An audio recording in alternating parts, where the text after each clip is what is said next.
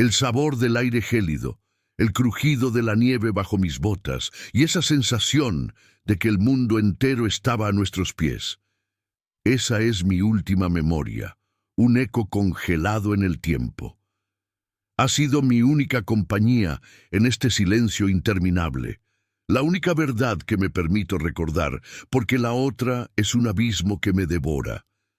Me llamo Javier Rivas y tenía 19 años. Era el más joven de los 5, el más ingenuo, el que creía que la fe era un escudo contra todo. Hoy, 39 años después, el mundo finalmente sabe que no estábamos perdidos. Estábamos escondidos, y la culpa me carcome. La culpa por lo que encontramos, por lo que desenterramos, por lo que nos atrevimos a tocar. Es un veneno que corre por mis venas, un lamento que resuena en mi alma. Cada noche revivo el momento en que el guía local, don Ernesto, nos advirtió sobre la montaña. Sus ojos, profundos y llenos de sabiduría, se encontraron con los nuestros. El Popo es sagrado, nos dijo, con una voz que era tan antigua como las mismas rocas. Es un guerrero dormido, no un juguete para exploradores. Si lo despiertan, no volverán. Nosotros, jóvenes llenos de una arrogancia que solo la juventud puede permitirse, nos reímos. Éramos imprudentes, éramos invencibles. La mañana de nuestra desaparición era de un azul brillante, casi irreal. El sol destellaba sobre el manto de nieve, creando un paisaje de diamante. Podía sentir el frío en mis pulmones, un aire puro y cortante que se sentía como una promesa. Mi rutina en el pequeño pueblo de Amecameca era simple, tejida entre las campanas de la parroquia y los sueños de la montaña. Estudiaba, ayudaba en la iglesia local y soñaba con la próxima escalada. El Popo era nuestro patio de recreo, nuestro Everest personal. Siempre lo fue.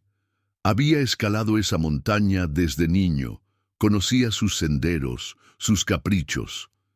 Pero ese día, algo fue diferente. A medio camino, cerca de la cumbre, encontramos algo. No era un refugio ni una cueva natural. Era un saliente de roca que sobresalía de un acantilado de hielo, liberado por el deshielo de la primavera. Y ahí, semienterrado en la nieve, encontré un objeto que me heló la sangre. Era una pequeña figura de obsidiana, tallada con una precisión tan aterradora que parecía viva. Su textura era fría y lisa, pero cuando la toqué, sentí una punzada de calor que me recorrió el brazo, como si tuviera vida propia. Estaba grabada con símbolos que no reconocí, pero que me resultaban extrañamente familiares, como un eco de un sueño olvidado. La figura representaba a una criatura con alas y garras, pero con ojos humanos, llenos de una sabiduría milenaria. No era solo un objeto, era un testigo. O tal vez, un juez. Mi primera reacción fue de asombro. ¿Cómo llegó algo así hasta aquí, tan lejos del mundo, tan cerca del cielo? Pero el asombro pronto se convirtió en un escalofrío que me recorrió la espalda. Sentí que no debíamos haberlo tocado. El resto del equipo se acercó, atraído por mi silencio. Había algo en esa figura, una especie de poder silencioso que nos llamó. Nadie habló, solo la observamos. Era tan incongruente con el paisaje, una pieza de historia, de una cultura que no entendía, abandonada en el lugar más desolado, como una advertencia. Al día siguiente, el periódico local, El Heraldo de Amecameca, lo tituló así: «Jóvenes exploradores desaparecen sin rastro en las faldas del Popocatépetl». Para ellos éramos una estadística más, un titular trágico. Para nosotros fue el inicio de nuestro final. Si alguna vez te has sentido atraído por las historias donde la fe y el misterio se entrelazan, te invito a suscribirte. Aquí, en este espacio, desenterramos secretos que la historia ha intentado enterrar. Hay más historias como la nuestra, ocultas a plena vista. Historias que te harán cuestionar lo que crees saber. Mi vida en Amecameca se tejía alrededor de la parroquia de San Pedro Apóstol. Cada mañana el repique de las campanas nos despertaba, una sinfonía que marcaba el ritmo de la vida. El aire olía a pan recién horneado, a tierra húmeda y a incienso de las misas matutinas. La fe no era una opción, era el pilar de nuestra comunidad, un vínculo que nos unía a todos. Las calles de adoquines, las casas de adobe, el mercado con sus colores y aromas, todo giraba en torno a la fe. Los domingos, después de la misa de mediodía, los hombres se reunían en la plaza principal para tomar café y charlar, mientras las mujeres preparaban la comida y los niños jugaban a las escondidas. Había una calidez en el aire, una seguridad que creíamos inquebrantable. Las noches, sin embargo, eran para las leyendas del Popocatépetl y del Iztaccíhuatl, los volcanes que eran nuestros guardianes silenciosos. Los ancianos nos contaban historias de un amor prohibido, de un guerrero y una princesa, y de cómo sus cuerpos se convirtieron en las montañas que nos rodeaban. Pero también susurraban sobre los espíritus que las habitaban, sobre los nahuales y los guardianes de la tierra. Eran cuentos para mantenernos cerca de la fe, para recordarnos que la naturaleza tenía su propia divinidad, un poder que no debíamos desafiar. La que más me unía a la fe era Sofía, mi prima. Tenía 20 años y una sonrisa que podía iluminar la más oscura de las capillas. Estudiaba en el convento local con la intención de convertirse en monja y su devoción era un faro para todos nosotros. Ella me había regalado un rosario de madera, tallado por los artesanos del pueblo, que guardaba siempre en el bolsillo de mi chaqueta de escalada. Era de madera de copal y su aroma me recordaba a la iglesia. Éramos inseparables. A ella le conté mis miedos, mis dudas sobre el futuro. Ella me hablaba de su fe inquebrantable, una calma que me tranquilizaba. Su bondad era tan pura que a veces sentía que no merecía estar a su lado. El grupo de escalada lo completaban Ricardo, nuestro líder, un estudiante de geología de 23 años, con una mente analítica y curiosa. Daniel, el fotógrafo, de 22, siempre buscando el ángulo perfecto. Su cámara era una extensión de su alma. Y Elena, de 21, la más experimentada de todos, una escaladora nata, fuerte y silenciosa. Éramos un grupo unido por el amor a la aventura y una confianza ciega en nuestras habilidades. La noche antes de la escalada nos reunimos en la parroquia como era tradición. Recibimos la bendición del Padre, una oración por un viaje seguro. El Padre Manuel, un hombre de fe inquebrantable y una bondad infinita, nos habló de la humildad, de la insignificancia del hombre frente a la inmensidad de la creación. Sus palabras me calaron hondo. Nuestra expedición no era una simple escalada. Era un peregrinaje personal. Queríamos alcanzar la cumbre, sentirnos más cerca de Dios, o al menos eso nos decíamos a nosotros mismos. La mañana de la escalada, el 25 de abril de 1985, el pueblo nos despidió con buenos deseos. Elena lideraba el camino con su paso firme, Ricardo marcaba el ritmo, Daniel documentaba cada paso con su cámara, Sofía rezaba en silencio, y yo, con el rosario en mi bolsillo, me sentía invencible. La ascensión fue agotadora, pero el espíritu del grupo nos impulsaba. Fue justo cuando nos detuvimos para descansar que Daniel vio el saliente. «Miren, ¿qué es eso?», gritó, con la emoción de un cazador que encuentra su presa. Y ahí estaba, semioculto, el objeto de obsidiana. Cuando no regresamos a la hora prevista, el pueblo se sumió en un silencio pesado. Las primeras 24 horas fueron de esperanza. La gente se reunió en la parroquia para rezar. Las velas se encendieron en cada ventana. El aire se llenó del aroma a cera derretida. Las siguientes 48 horas fueron de angustia. Se organizaron equipos de búsqueda, pero la montaña se negó a ceder sus secretos.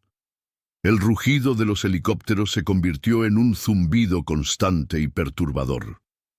Después de una semana, la esperanza se desvaneció. Los murmullos de los lugareños se hicieron más fuertes. Hablaban de castigo, de una maldición antigua.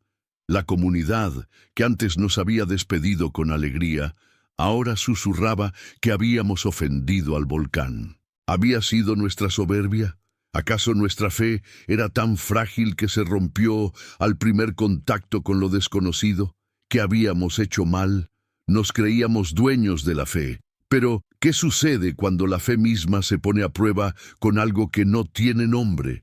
Los años se convirtieron en décadas y la esperanza se transformó en un eco doloroso. El pueblo celebró vigilias, se levantaron cruces en nuestra memoria. Cada año, en la fecha de nuestra desaparición, se encendían 5 velas en la plaza, 5 velas por 5 almas perdidas, y yo, viéndolo todo desde mi propio purgatorio, me convertía en un testigo mudo de la vida que continuaba sin mí. Vi a la gente envejecer. Las caras que conocía se llenaron de arrugas y canas. El padre Manuel, con la espalda encorvada, seguía orando por nosotros, sus ojos llenos de una tristeza que nunca se iría. Los niños que nos conocieron crecieron y contaban nuestra historia a sus propios hijos como una leyenda, una advertencia. Con el tiempo, las búsquedas se detuvieron, los fondos se agotaron y la montaña demostró ser implacable. La iglesia, para calmar los ánimos y detener los rumores de una maldición que amenazaba con erosionar la fe de la gente, intentó establecer una narrativa. Fuimos escaladores inexpertos, sorprendidos por una tormenta repentina, una explicación simple, lógica, sin espacio para lo sobrenatural. Pero yo sabía la verdad. Recuerdo a Ricardo discutiendo con el padre Manuel. Él quería reportar el hallazgo de la figura, creía que era un artefacto arqueológico. El padre Manuel se negó rotundamente. Algunas cosas es mejor dejarlas en paz, hijo. La ciencia no puede explicar todo, le había dicho, con una seriedad que no era propia de él. El padre temblaba, y lo vi aferrarse a su cruz con una fuerza inusual. Años después, la parroquia tuvo una serie de robos. Objetos sagrados, reliquias antiguas, se perdieron sin dejar rastro. La gente susurró que era la ira de la montaña, un castigo. La iglesia lo desmintió, pero la sombra de la duda se había instalado. Me preguntaba si la figura de obsidiana habría tenido algo que ver. ¿Había desequilibrado algo? ¿Una fuerza que no entendíamos y que ahora reclamaba lo que creía suyo? El tiempo, implacable, marcaba su paso con detalles pequeños pero dolorosos. La panadería de don Pedro cerró, su dueño demasiado viejo para seguir horneando. El árbol de jacarandá en la plaza, bajo el cual solíamos sentarnos a contarnos chistes, se secó. La pintura de las casas de adobe se descascaraba bajo el sol. Las oraciones en la parroquia cambiaron. Las peticiones de nuestro regreso se convirtieron en oraciones por el descanso de nuestras almas. El ambiente del pueblo, antes lleno de vida, se volvió sombrío, como si la sombra del popo nos hubiera alcanzado a todos. El aire, que antes olía a incienso y pan, ahora se mezclaba con el olor de la humedad y el polvo de las viejas casas. El sonido de los rezos, que antes era un coro armonioso, se convirtió en un murmullo melancólico, una letanía de pérdida. La esperanza se había marchitado, y en su lugar crecía una frustración amarga. Los jóvenes del pueblo ya no querían subir al volcán. Lo miraban con respeto, sí, pero también con un miedo palpable, un miedo que no existía cuando yo era joven. El silencio de la montaña se había vuelto ensordecedor. Se había llevado no solo a 5 jóvenes, sino también un pedazo de la fe del pueblo. ¿Cómo se puede seguir creyendo en un Dios que permite que 5 jóvenes desaparezcan sin dejar rastro en su propia casa? La pregunta se quedó suspendida en el aire, sin respuesta. Los lugareños, con los años, comenzaron a mirar la montaña no como un protector, sino como un carcelero. Pero, ¿qué sucede si el secreto no estaba destinado a ser enterrado, sino a ser una advertencia para los que quedaron atrás? Una advertencia que solo podía salir a la luz cuando la tecnología moderna lo permitiera. No puedo seguir en silencio. Mi única realidad es esta confesión, la necesidad de que el mundo sepa lo que pasó. Pasaron 39 años y la verdad ha estado enterrada bajo una capa de hielo, misterio y negación. Pero los secretos, como las semillas, siempre encuentran la manera de brotar. Y el nuestro finalmente lo hizo. Hace unos meses, un geólogo aficionado, que exploraba la zona con un dron de alta tecnología y un equipo de escaneo térmico, hizo un descubrimiento impactante. El dron captó una imagen de un saliente de roca que se había liberado de una capa de hielo más espesa de lo habitual, revelando algo que nadie esperaba: nuestro campamento improvisado. Ahí estaban nuestras mochilas, nuestros termos, la cámara de Daniel y una carpa desgarrada por el tiempo. Y junto a todo, 5 marcadores de piedra alineados, cada uno con una inicial grabada: J, S, R, D, E, nuestros nombres. Era la prueba irrefutable de que habíamos llegado a ese punto, nuestro último campamento. La noticia se esparció como un incendio forestal. El misterio del Popocatépetl volvió a los titulares nacionales e internacionales. Cuando las autoridades recuperaron la cámara de Daniel, se desató el caos. Los rollos de película, protegidos por el frío, aún contenían imágenes. Y en una de las fotos, nítida y aterradora, se veía a los 5 sonriendo, con la figura de obsidiana en las manos de Ricardo. A su lado, yo sostenía mi cuaderno, con el rosario de Sofía colgando de mi cuello. Éramos jóvenes, inocentes y ajenos al destino que nos esperaba. La comunidad reaccionó con una mezcla de emociones: alivio por la confirmación de que no éramos solo una leyenda, sino también un miedo renovado. Los susurros sobre la maldición regresaron, más fuertes que nunca. La gente del pueblo se preguntaba: ¿por qué ahora? ¿Por qué la montaña había decidido finalmente revelar este secreto? Para mí, el descubrimiento del saliente fue una liberación. Era una señal. Era mi oportunidad de hablar, de confesar. El peso de esta verdad me ha consumido. Me pregunto si la gente podrá soportarla. La figura de obsidiana que encontramos no era un simple artefacto, era una llave. Una llave para un conocimiento antiguo y aterrador. Si esta historia ha captado tu atención, no te vayas. Hay mucho más que revelar. Suscríbete y comparte, porque el verdadero misterio apenas comienza. ¿Estás preparado para escuchar lo que la montaña nos enseñó? El cuaderno que el dron encontró no era un diario de escalada. Era un testamento, un registro codificado de lo que descubrimos después de encontrar la figura de obsidiana. Ricardo, con sus conocimientos de arqueología, la examinó.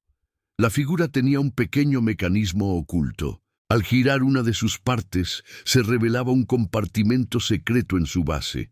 Dentro había un pequeño pergamino tan antiguo que se deshacía al tocarlo. El pergamino contenía un mapa de un lugar que no estaba en ningún mapa moderno, un laberinto de símbolos que Ricardo pudo descifrar. Nos dirigimos hacia el lugar que señalaba, guiados por el mapa, sin saber que íbamos directo a nuestra perdición. El pergamino nos llevó a una cueva oculta, una abertura en la roca que nunca habíamos visto, cubierta por un delgado velo de hielo.